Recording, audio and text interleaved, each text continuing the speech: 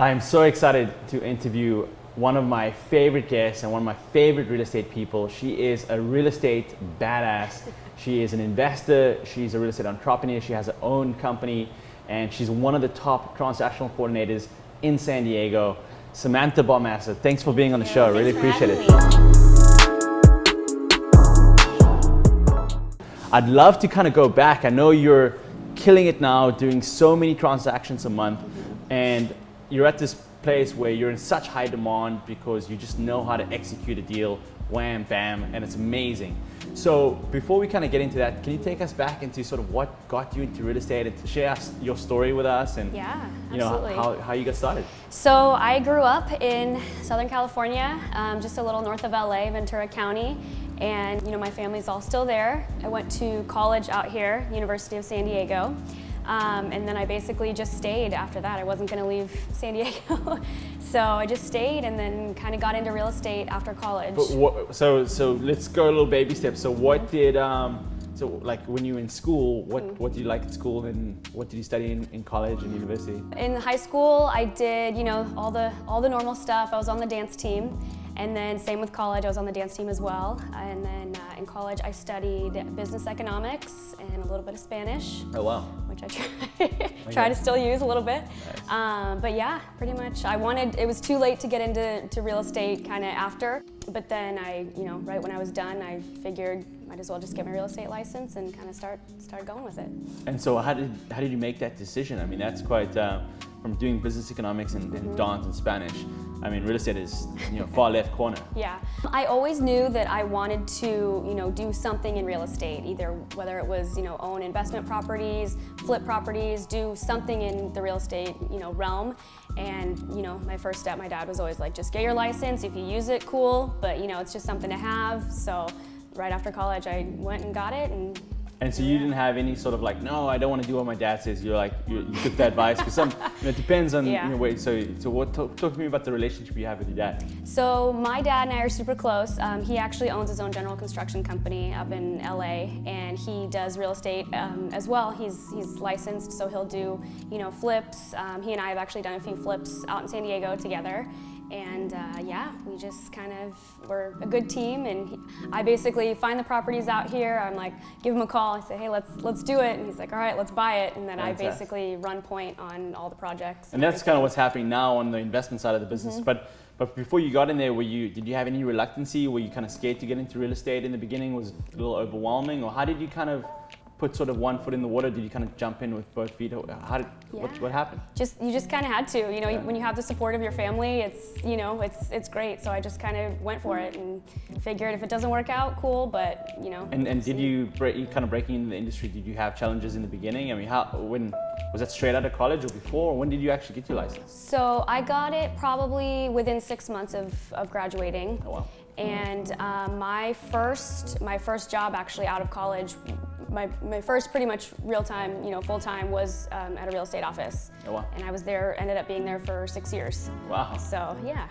And so from that, you were able to build experience, I'm assuming. What were some of the takeaways from that? It was amazing, honestly. I started, at the front desk, receptionist, and then I kind of moved my way up, and I ended up doing financials and operations for the entire office for about 3 years, and then after that I moved to work for a team of agents, and then I kind of got into escrow management, and there, I was their escrow manager, so did all my transaction coordinating, kind of learned from them. They were a super high volume team.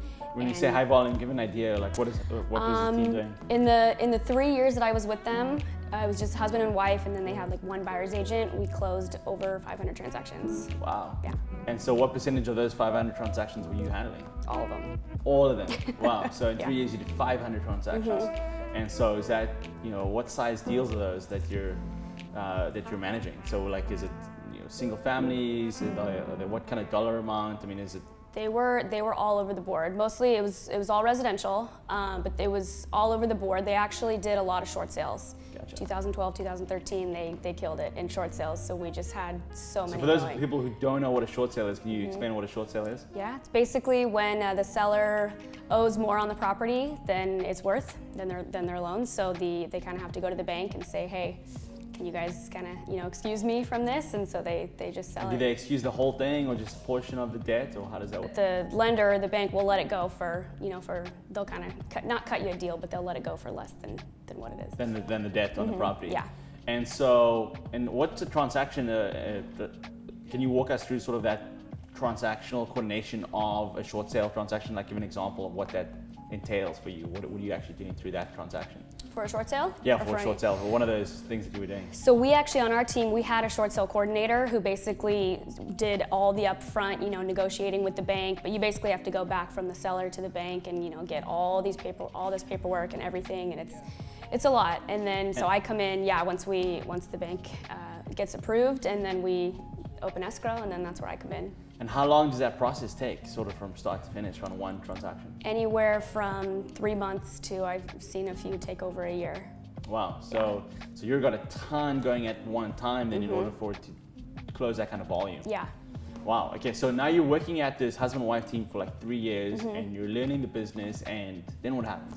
So after about 3 years, I kind of realized, I'm like, you know what? I've pretty much done every position on this team. I helped out with everything, and I was like, you know what? I kind of want to go on my own.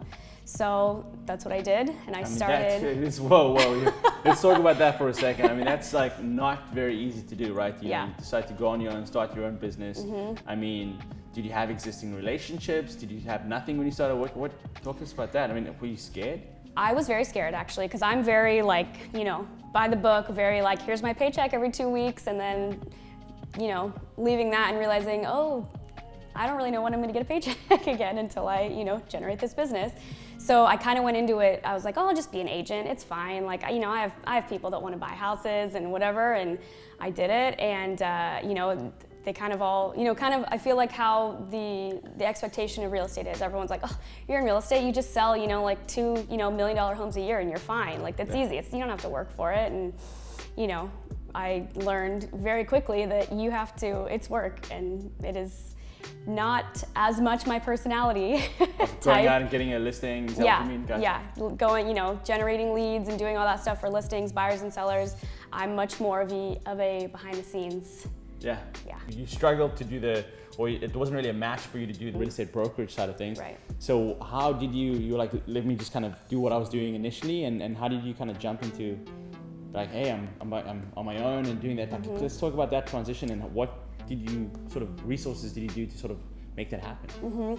Well, I knew a lot of agents from the office that I was with. I had a lot of relationships because I was there, for 6 years. So I kind of, just reached out to some people and said, hey, I'm kind of on my own, and they knew that too. So they were like, hey, why don't you help me out? And so I started, just doing it for them, and then kind of one person and then another person. Yeah, I had a few. I think I probably started with like 4 or 5 clients. And I'm like, okay, I can do this. I just need to, build my clientele. You basically had one clientele, and then you built on that, and it kind of snowballed. Right. That's amazing. So if someone wanted to kind of start their own sort of operational business in real estate, what advice would you give them if they were just kind of getting going and wanted to make that transition from, working with a team before going independent? What tips would you give to other female entrepreneurs, other female sort of go-getters? What advice would you give? I would say, honestly, just find out and do what works for you. I realized really, really quick that sales and being an agent, a full-time agent, is not for me, and that, transaction coordination is what I actually love, I'm actually good at, and so find that and roll with it and just go. That leads straight into the next question. What is it about the transactional coordinating that you love? What is it that, do you have to be a certain personality type? Is it just like, what is it about? You do. I can tell that I'm very different from, a lot of agents that I work with. They're very much, kind of not, I don't want to say all over the place, but they're not detail oriented. I'm very detail oriented, kind of a nerd. I love checklists. I love, all that stuff. So I still, have all my paper calendars and checklists and everything that I get made fun of for, but they work for me. Yeah, no, so like left brain, more, sort of having that, there's so many people that are kind of more sort of right brain focused and kind of all over the place. Yeah. Not necessarily not in a bad thing. way. Yeah, not in a bad thing, but so you're kind of that component that allows people to be successful. Right. Because we work together, and I'm very right, Yeah. right? And so, I've seen, your level of detail, and so that, you love that. I love that. Wow. Yeah. It might be weird, but No, I mean, it's, and I can imagine for a lot of agents that really adds a lot of value. So, I mean, what are some of the successes that you've had, you know, from doing some of these transactions and executing on them? To be honest, I personally don't market myself. I'm not good at marketing. I don't like marketing. So a lot of my business has come from referrals. My thing is, you know, if you want to try me out, see how we work together, and then kind of I'll show you what I can do. If it's not a fit, okay, you know. But I've gotten a lot of referrals from agents that I've worked with in the past. And give an example of like a specific transaction that you did that you were like, wow, you know, I crushed this escrow, I crushed this deal. Yeah, I mean, some are, you know, as you know, some are easier than others. Some are very streamlined and they go, and then others just one thing after another happens, and it's like, but you know, And then what's that percentage, right? So like, say you're doing, how many deals are you doing at the moment? I think I probably have at least 30, like 32 or 33 right now. Wow, so like over 30 deals, right? Yeah. So out of those 30 deals, what percentage are like nightmares and what percentage are, you know, wow, this is great? A lot of them right now, they're going pretty seamless. Okay. So I mean, it's 50-50. You never know. Oh really? You never know. And that doesn't discourage you, you know, on some of the transactions. You kind of see that as a challenge that you can work through and kind of solve the transactional problem, or? Yeah, I think a lot of the a good thing about me is that I did do a lot of different parts of real estate. So you know, when I worked with that team, I was a listing manager. I've worked with a lot of different people, personalities, solved a lot of different problems. So I think if a problem were to come up in a transaction, I'm not just like, okay, well, you figure it out. Like I kind of, you know, can figure it out. I know, you know, enough about the real estate, just every different little aspect of it, that we can kind of, you know, come together with my agent that I work with, and you know. And so, can you give an example of like some of the problems you solved? So when something pops up and you know it's difficult, how do you normally find that solution? I work with the agent. I work very closely with all my agents. We're in communication all the time, and a lot of them I consider to be friends, actually. You know, so we just basically work together, kind of bounce ideas off of each other, and go from there. Fantastic. And so, I mean, you're from sort of the LA area, Ventura County, and you've been in San Diego for a while now. Are you planning on staying in San Diego? What do you think of San Diego in general? I absolutely love it. I'm never leaving. If I don't have to, I'm never leaving. Fantastic. And what do you love about it? There's so many things that you can do. You can literally be downtown. 5-10 minutes, you're at the beach. Like there's just everything. You can go to the mountains in an hour if you want. Like there's just everything. It's amazing. And that lifestyle and that lifestyle is amazing, and sort of combine that with the real estate market. How's the real estate market doing in San Diego from what you're seeing by seeing all these transactions? You know, it's funny because when I was with the team, you know, in the 2012, 2013, everyone was like, oh, this market sucks. Like, you know, I'm not doing anything. And I was like, that's funny because I have 30 transactions going right now. It's like, it's kind of just what you make of it. So, you know, I work with a lot of agents who are doing a few. I work with a lot of agents who are doing a lot of transactions at the time. So it's just kind of, I think the market's definitely, it's changing, it's shifting a little bit right now, I can see, but it's definitely still thriving. But it's still what you make of it, right? I love that. I think it's important to kind of highlight that. So the market's one thing, but it's what you make of it. Absolutely. Sam, that was amazing. You added so much value. Thanks for sharing all that. That's great insight. So if people want to get hold of you, what's the best way? Yeah, you can either email me at sbarmasse@gmail.com or my number 805-208-4126. Great. Thanks again, Sam. Appreciate it. Awesome. Thanks for having me.